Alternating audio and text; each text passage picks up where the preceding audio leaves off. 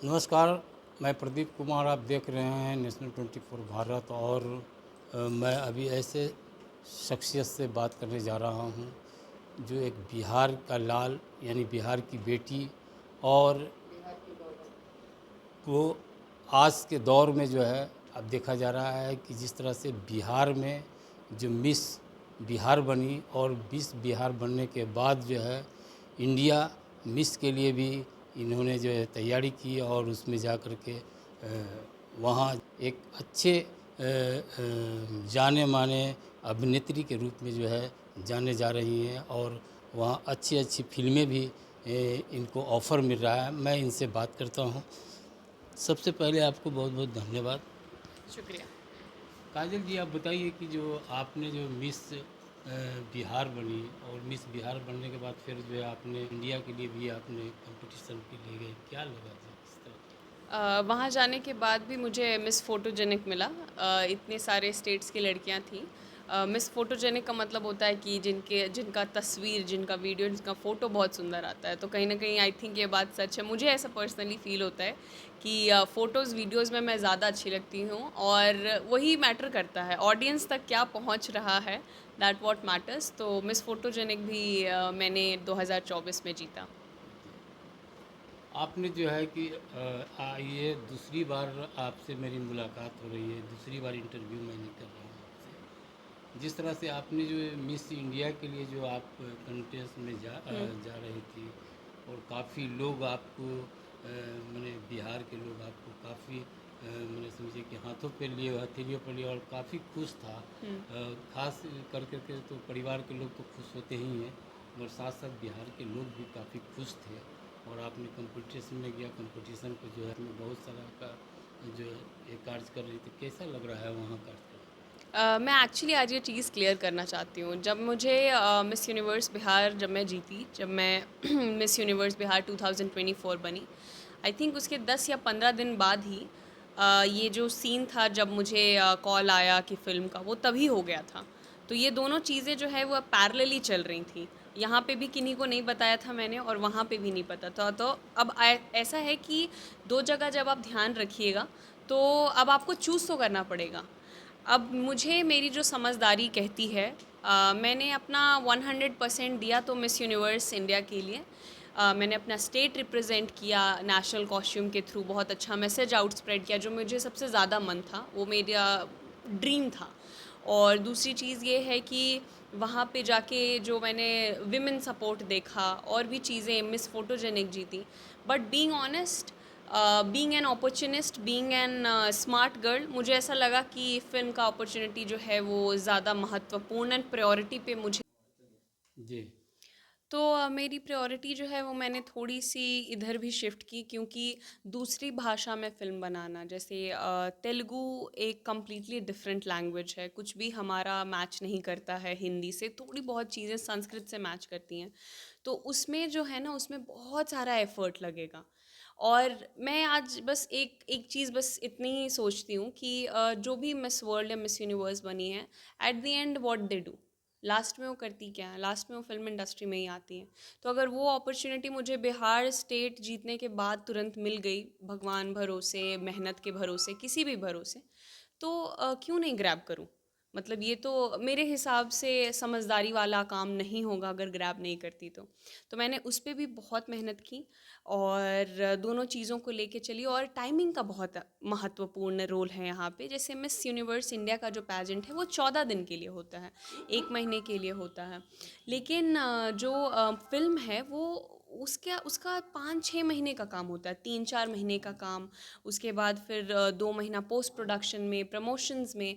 तो ऐसा है कि ये मेरा प्रायोरिटी जो है वो मैंने सेलेक्ट कर लिया कि ठीक है, यही मेरी। आपने जो भी जो तैयारी किया, जिस तरह से मिस बिहार बनी, ये कल्पना की थी कि हमको साउथ भी जाना है, या और साउथ में अभी आप गए हुए हैं, वहाँ के जो फिल्म इंडस्ट्री के लोग जो आपको होती का, क्या किसी तरह के कोई कठिनाइयाँ वगैरह भी कुछ महसूस होता है वहाँ बिहार के अपेक्षा?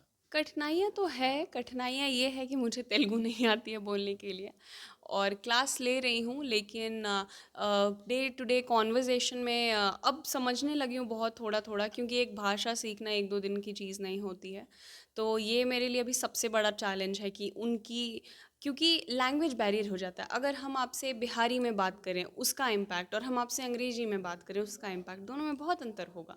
तो उनके लिए भी वही चीज़ है, लैंग्वेज का थोड़ा बैरियर फील हो जाता है मुझे कभी कभी मेरे लिए, बट मैं मेहनत पूरी कर रही हूँ। कुंचम कुंचम नेनु माटलाडानी, मतलब थोड़ा थोड़ा मुझे आता है बोलने के लिए, एंड मैं बहुत जल्दी ही फ्लुएंट हो जाऊंगी। आई इसके अलावा मुझे कोई और एज सच कोई तकलीफ़ नहीं हो रही है। साउथ में मैं भी गया था और साउथ में कुछ दिन रहा भी वहाँ। वहाँ के जो लैंग्वेज है, भाषा है जो है, हम मुझे भी समझ में नहीं आया, मगर आप, मैं भी बिहार से ही था, फिर भी मुझे समझ आ रहा। आप जो है अभी जिस तरह से आप भाषाओं का भी प्रयोग कर लेते हैं और काफ़ी अच्छे ढंग से भी बोल लेती हैं, तो क्या लगता है कि जिस तरह से यहाँ बिहार की जो भाषाएं हैं उस भाषा में बहुत टेढ़ी भाषा है, तो आपको परेशानी तो बहुत ज़्यादा झेलनी पड़ेगी। एक्चुअली जो हमारा मेन लैंग्वेज है वो सबका सेम है, संस्कृत। तो कई बार ना संस्कृत का सेम वर्ड आपको, संस्कृत का जैसे धैर्य, तो तेलुगु में भी वेट को धैर्य ही बोलेंगे, धैर्यम बोलेंगे। नमस्कार से नमस्कारम हो जाएगा। तो काफ़ी सारी जो वर्ड्स हैं ना वो काफ़ी सिमिलर हैं हमारे। तो मैं बस यही बोलना चाहूँगी कि भाषा में दिक्कत हो, दिक्कत तकलीफ़ किसको नहीं होती है, बट अब मन ही यही है, काम ही यही है, तो करना है तो करना है। क्या वहाँ साउथ में आपको, मैंने बिहार के अपेक्षा जो है लगता है कि जिस तरह से भोजपुरी फिल्म बनता है, क्या और साउथ में जो है साउथियन फिल्म बनता है, क्या लगता है नहीं कि आपको कि हम बिहार में ही भोजपुरी फिल्म में ही जो ये रहे तो काफ़ी, जो साउथ और बिहार की जो बातें किया जा हुँ। रहा है, तो साउथ में जो बहुत सारे जो कन्नाडा वगैरह बात किया जाता है, और आपको कनाडा में फिल्म को तैयार करना पड़ेगा, या जो भी उसका, और बिहार में क्या लगता है नहीं कि कन्नड़ा से या तेलुगु साउथ से जो अच्छा मैंने हम बिहार में भी कर सकते हैं इससे, क्योंकि आपका लैंग्वेज भी बिहारी है, बिहार से मिल सकता है। सच बात तो ये है कि मेहनत तो मुझे यहाँ भी बहुत करनी पड़ेगी अगर कोई अच्छी फ़िल्म मिली तो। उसका ये रीज़न है कि जैसे बिहार में बहुत सारे लैंग्वेजेज़ होते हैं, मैथिली, मगही, भोजपुरी, और मेरा जो लैंग्वेज है वो मगही है। घर में या फिर दादी घर, नानी घर, ये सब मगही बोलते हैं, और यहाँ फ़िल्म भोजपुरी में बनती है। तो भोजपुरी ऑनेस्टली तो मुझे भी नहीं आती है, बट हाँ, बिल्कुल समझती पूरा हूँ। तो अगर भोजपुरी में भी फ़िल्म बनानी पड़ेगी तो थोड़ी बहुत मेहनत तो उसमें भी लगेगी, और मेहनत करने से तो हम बिहारी इन जनरल कभी नहीं डरते हैं। वो चाहे कन्नड़ा हो, तेलुगु हो, तमिल हो, मलयाली हो, दुनिया का कोई और भाषा हो, अपना भाषा हो, मेहनत करने से तो हम कभी कतराते ही नहीं हैं। तो मेहनत का कोई इशू नहीं है, जितना लगेगा उतना करेंगे। क्या लगता है ऐसा नहीं लग रहा होगा कि जिस तरह से बिहार में हम जो है रहते हैं, बिहार को कोई ऑफ़र आपके साथ नहीं किया था जिसके कारण। अभी के लिए तो मुझे बिहार से कोई ऑफ़र नहीं आया है। कोई अच्छा ऑफ़र आएगा तो मैं देखती हूँ मैं क्या कर सकती हूँ। अगर मेरा विज़न, मेरा दिल, मेरा दिमाग सब बोलेगा कि हाँ करना चाहिए, तो मैं ज़रूर करूँगी। क्योंकि दिन के अंत होते-होते मैं जब अपने आप को शीशे में देखूं तो मुझे ऐसा फ़ील होना चाहिए कि जो मैं कर रही हूँ वो मैं अपने लिए कर रही हूँ। क्योंकि ऐसा तो नहीं है कि मम्मी पापा को मुझे कुछ कमा के देना है नाम के अलावा, कि उनका ध्यान रखना है, कुछ भी ऐसा एज सच रिस्पॉन्सिबिलिटी नहीं है, फाइनेंशियली, इमोशनली, फ़िज़िकली। तो ये जितना भी, ये जो भी मैं कर रही हूँ ये सबसे पहले तो खुद के लिए कर रही हूँ, कि मतलब I want to do it, this is the main motto, कि मेरा मन है करने का। तो जब तक मुझे ये लगता है ना कि ये मेरे मन से अलाइन हो रहा है, मैं करती हूँ। और जब ये लगता है कि मन से थोड़ा ऑफ जा रहा है तो फिर थॉट दे के देखती हूँ क्या कर सकती हूँ उस पर। ऐसा भी देखा गया है कि चूँकि साउथ की जो फिल्में हैं, बहुत सारे उसके हीरो हीरोइनी जो है कि आपका बॉलीवुड में भी इसका माने चांस मिलता है, तो क्या ये सोच करके तो आप वहाँ नहीं गए साउथ में जिसके लेकर के, कि ऑनेस्टली मुझे ना अभी अभी के लिए नहीं, मुझे इन जनरल तेलुगु इंडस्ट्री पसंद है। और चूँकि बॉलीवुड में अभी मैंने काम नहीं किया तो उसमें मैं कमेंट ही नहीं पास कर पाऊँगी कि मतलब क्या है नहीं है। जैसे स्पॉटलाइट वाले जो पर्सन हैं उनसे लेके DOP director, the kind of respect they give you, जिस तरह का इज़्ज़त वो आपको देते हैं, और कोई शॉट अच्छा हो जाता है तो क्या अप्रिशिएट करते हैं। एक छोटे से छोटे अगर कोई काम करने वाले हैं ऐसे, हालांकि कोई काम छोटा बड़ा नहीं होता है, कहने का मतलब है उनका जो कंट्रीब्यूशन है वो कंपैरेटिवली एक डायरेक्टर से कम है, इसलिए मैंने छोटा बड़ा यूज़ किया। तो जो छोटे छोटे लोग हैं या बड़े लोग हैं, वो जब वो बात जो फैलती है ना अच्छी, कि बहुत ही अच्छी एक्ट्रेस हैं, क्या काम किया है, तो वो चीज़ वहाँ बहुत अच्छी है और सब ना आपको बहुत ही मानते हैं और सर पे रखते हैं अगर आपका काम अच्छा है, आपका बिहेवियर अच्छा है। तो मैं भी कोशिश करती हूँ कि पूछ लूँ कि मेरू तिन्नारा मतलब आपने खाना खाया क्या? मैं इज़्ज़त देती हूँ और इज़्ज़त मिलता बहुत है। जिस तरह से साउथ की बहुत सारे फिल्में, बहुत सारे हीरोइनी हैं, हीरो हैं, जैसे कि जयाप्रदा हो गया, उसके बाद आपका श्रीदेवी, कमल हसन, बहुत सारे ऐसे एक्टर जो हैं, हाँ जी। रजनीकांत, और काफ़ी फेमस हुए भी हैं, काफ़ी अच्छे स्टार के रूप में रहे हैं। तो इस तरह के आपको भी फील हो रहा होगा कि मेरे कन्नड़ा या तेलुगु में जो है वर्क करने से जो है कि हमको कहीं अच्छा वहाँ से अपॉर्चुनिटी मिल जाए, वहाँ क्या? अ, सर जितना फ़ेम है जैसे लोग जब पहचान लेते हैं आप कुछ मॉल में ख़रीदने जाइएगा या फिर सोशल मीडिया पे या फिर इन जनरल लाइफ में कि अरे आपका तो फ़िल्म आया था नगा नगा, वो सारे बाई प्रोडक्ट्स हैं। बाई प्रोडक्ट हैं जो मैं मेहनत करती हूँ, जो मैं 3:30 बजे उठ के एक अनदर लैंग्वेज को याद करती हूँ, उसका मीनिंग हिंदी में समझती हूँ कि उसका मतलब क्या है, क्योंकि जब तक मैं मतलब नहीं समझूंगी तब तक मैं डिलीवर नहीं कर पाऊँगी डायलॉग। तो ये जो हर दिन 10 दिन 15 दिन हर दिन 3:30 बजे उठ के 6 बजे तक याद करना, रेडी होना, जाना, फिर अगले 7-8 बजे वापस आना, ये मेरा बाई प्रोडक्ट, ये जो फेम का बात कर रहे हो आप, वो बाई प्रोडक्ट है मेरे इतने हार्ड वर्क का। तो हाँ, वो जब मिलता है तो बहुत ही अच्छा लगता है। जब लोग अप्रिशिएट करते हैं तो लगता है कि हाँ, 3:30 बजे उठना वेस्ट नहीं गया। मैं अपने जो बड़े-बड़े एक्टर्स जिनसे अब मैं मिली हूँ, मैं उनसे यही पूछती हूँ कि आप अपने फ्लॉप को कैसे डील करते हैं? क्योंकि मैंने एक ही फ़िल्म बनाई और वो इतनी हिट रही साउथ में। तो अभी मुझे ये नहीं पता है कि फ्लॉप कैसे डील करना है और चाहे किसी की भी लाइफ़ हो, कोई भी एक्टर उठा लीजिए, आज नहीं तो कल देखना तो पड़ता ही है। ज़िंदगी में ऊपर है तो नीचे भी आएगा ही। तभी हम रिलेटेबल कंटेंट बनाना भूल चुके हैं। हम अभी के टाइम के हिसाब से रिलेटेबल कंटेंट नहीं बना पाते। आप ऐसे देखिए सुपर 30 जो हमारे यहाँ की कहानी है ना? हमारे यहाँ की कहानी और बहुत ही बढ़िया कहानी है।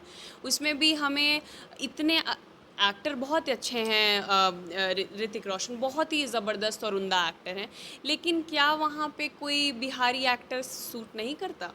सिर्फ सोचने वाली बात है। क्या ये कहानी जो है कोई बिहारी प्रोडक्शन नहीं उठा सकता था या कोई बिहार की टीम नहीं बना सकती थी? नहीं बनाई। क्यों? क्योंकि हम बिज़ी हैं बनाने में कुछ और। तो ये प्रॉब्लम है, हमारे पास एक से एक कहानियाँ हैं। तो आप हमारे यहाँ ही की कहानियाँ उठाइए और दिखाइए यहाँ क्या हो रहा है। हमारे पास कहानियों की कमी थोड़ी है सर। तो कहानियाँ जो हैं अगर प्रोडक्शन और राइटर्स उठाएँ और यहाँ की जनता सपोर्ट करे। थोड़ी बहुत प्रॉब्लम जनता में भी है कि कोई भी चीज़ ये बिज़नेस मॉडल है। Film and all they all are business model. जो भी प्रोड्यूसर और डायरेक्टर वो उसी में पैसा लगाते हैं जब उनको लगता है कि पैसे वो कमा पाएंगे।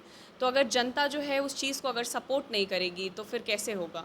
और इन लोगों को फंडा पता चल गया कि कहाँ से पैसे कमाने हैं, तो बस एक ही पैटर्न पे चले जा रहे हैं कि ऐसा है तो ऐसे गाने बना दो और ऐसे ही फ़िल्म बना दो और वैसे ही पैटर्न पे पैसे कमा लो। अच्छा, जो इस तरह से जो आप रन ली, जो आज मिस बिहार बनी, मिस इंडिया कंटेस्ट में गई, फिर आप जो साउथ फिल्म में गई, साउथ, तो मैंने इस चीज़ के लिए प्रेरणा आपको कहाँ से मिला और कैसे लगा, और क्या सोच करके आप इस ओर आप लोग को?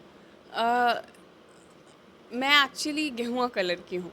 हमारे तरफ गोरे का थोड़ा ज़्यादा प्रचंड प्रभाव रहता है, वह गोरी है या गोरा है इन जनरल।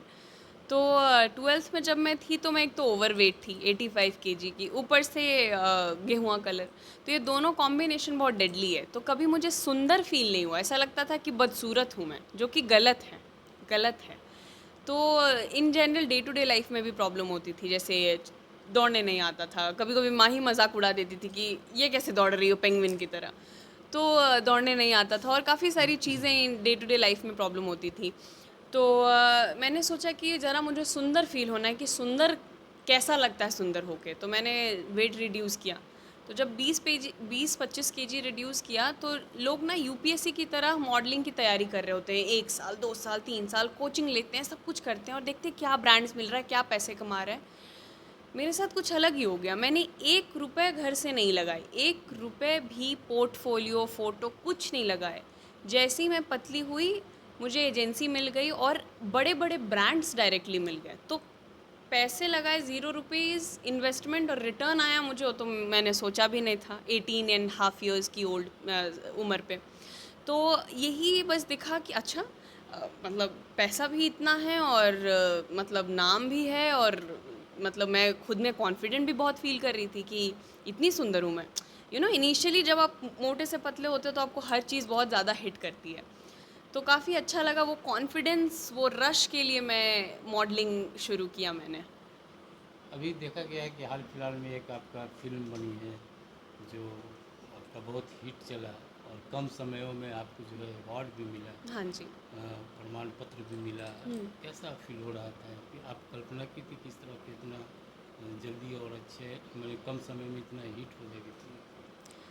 सर जहाँ-जहाँ तक कल्पना जाती है चीज़ें तो वहीं-वहीं सच भी होती हैं। तो लोग बोलते हैं ना कि till the point you can imagine that nothing that is impossible and that is true for me. मैं ऑनेस्टली अपने 23 साल की उम्र तक में तो मैंने क्या कुछ नहीं इमेजिन कर लिया, उसके मुकाबले तो मुझे 5% भी नहीं मिला है। तो इमेजिनेशन तो हमेशा से बहुत ज़्यादा है और बहुत कुछ का है। अभी फ़िलहाल के लिए ये फ़िल्म इतनी हिट होगी, ये सोचा नहीं था पर्टिकुलरली बैठ के, मेहनत करते गई थी, करते गई थी, करते गई थी। और जो ऑडियंस से रिस्पॉन्स मिला वो बहुत ओवरवेलमिंग था। मतलब इतना सारा प्यार, इतने सारे मैंने इस फ़िल्म के लिए ऐसे स्टार्टिंग में नहीं सोचा था। तो मुझे बहुत अच्छा लगा देख के कि ऑडियंस ने इतना पसंद किया ये फ़िल्म। चलिए एक सवाल और खड़ा करना चाहता हूँ, क्योंकि ये जो बिहार के यहाँ के जो आर्टिस्ट हैं, उनके लिए आप क्या मैसेज देना चाहेंगे, इस तरह के जो कि आपकी तरह और भी आगे बढ़ बिहार सकें? की धरती बहुत पावन है और हमारे पास बहुत सारी अच्छी चीज़ें हैं जिनको हम अगर शोकेस करेंगे बाकी सारे स्टेट में, बाकी सारे दुनिया के कोने में, तो हम और भी बहुत आगे जाएंगे। कहीं ना कहीं थोड़ी बहुत हम भी चूक जाते हैं कुछ प्रमाण प्रूव करने के पॉइंट ऑफ व्यू से। हमारे पास रिसोर्सेज भी हैं, ऐसा भी नहीं है कि कहीं रिसोर्सेज में कमी है। तो मैं बस ये बोलना चाहूँगी कि थोड़ी ओरिजिनलिटी लाते हैं। अगर फ़िल्म या गाना या कुछ भी बना रहे हैं तो कोशिश करेंगे कि हम अपने तरफ के कंटेंट से बनाएं instead of कॉपिंग Bollywood, Tollywood, Hollywood या एनी इंडिविजुअल आर्टिस्ट। वहाँ से कॉपी करने की बजाय हम अपना करेंगे। जब बाहर के लोग जट जटिन का म्यूज़िक भी सुनते हैं तो कहते हैं कुछ अलग है, कुछ बढ़िया है। तो क्यों नहीं उस पे कुछ ट्राई किया जाए या उस पे कुछ देखा जाए। मधुबनी, अगर आप बिजनेसमैन हैं तो थोड़ा कोशिश करिए कि ज़रा बनारसी साड़ी के साथ साथ मधुबनी साड़ी को भी प्रमोट करिए। और बहुत सारी चीज़ें हैं बिहार में, तो कोशिश करिए कि आप फुल ऑन सपोर्ट करिए एज अ बिहारी और ख़ुद के कल्चर को जानिए और पहचानिए। यहाँ तक पहुँचने के लिए किन किन लोगों को सहयोग रहा है आपको यहाँ तक पहुँचने इन यहाँ तक पहुँचने के लिए मैं काफ़ी सारे लोगों को शुक्रिया करना चाहूँगी। सबसे पहले स्टार्ट करना चाहूँगी मैं मम्मी पापा से, क्योंकि मम्मी पापा हैं और बहुत सारा सपोर्ट किया है और भाई बहन भी काफ़ी अच्छे मिले मुझे। फिर मैं बोलना चाहूँगी कि बेसिक एजुकेशन की बात करूँ या फिर कहीं से भी एजुकेशन, पटना में मेरा एजुकेशन बहुत अच्छा हुआ, चाहे वो नर्सरी प्रेप हो या 10th हो। तो मेरा एजुकेशन थ्रू आउट काफ़ी अच्छा रहा है। और इसके अलावा मैं बोलना चाहूँगी कि जैसे अभी मैं मॉडलिंग जब मैंने शुरू किया तो मुझे काफ़ी सीख मिलते गई। अच्छे ब्रांड्स जिन्होंने मुझ पे ट्रस्ट किया कि अच्छा एक शूट अच्छा किया है, दूसरी बार भी बुला लेते हैं इसको, तो उससे भी काफ़ी कॉन्फिडेंस बूस्ट होता है। इसके अलावा जब मैं साउथ में गई तो मैं इस फ़िल्म के लिए अपने सोलली डायरेक्टर को बहुत ज़्यादा थैंक्स बोलना चाहूँगी, क्योंकि मुझे भी भरोसा नहीं था अपने आप पे जितना उनको मुझ पे भरोसा था। उसका कारण ये है कि उनको मुझ में कुछ दिख रहा था जो मुझे उस टाइम पे अपने आप में नहीं दिख रहा था एक्टिंग के लिए, क्योंकि ये मेरा पहला प्रोजेक्ट था। और उनके साथ एक और को डायरेक्टर थी, को राइटर थी, दीप्ति नाम था उनका। और वो मेरे लिए वो कतई अभी अब अगर आप पूछोगे फ़िल्म के लिए तो पूरे वो 6 महीने वो मेरे लिए बिल्कुल बहन, दोस्त की तरह रहीं। हर जगह उन्होंने मेरे लिए प्रॉब्लम जो है वो कम से ख़त्म किया है। कहीं भी लैंग्वेज बैरियर कुछ भी हो तो उन्होंने बहुत हेल्प आउट किया है, क्योंकि उनको हिंदी, इंग्लिश, तेलुगु सब आता था।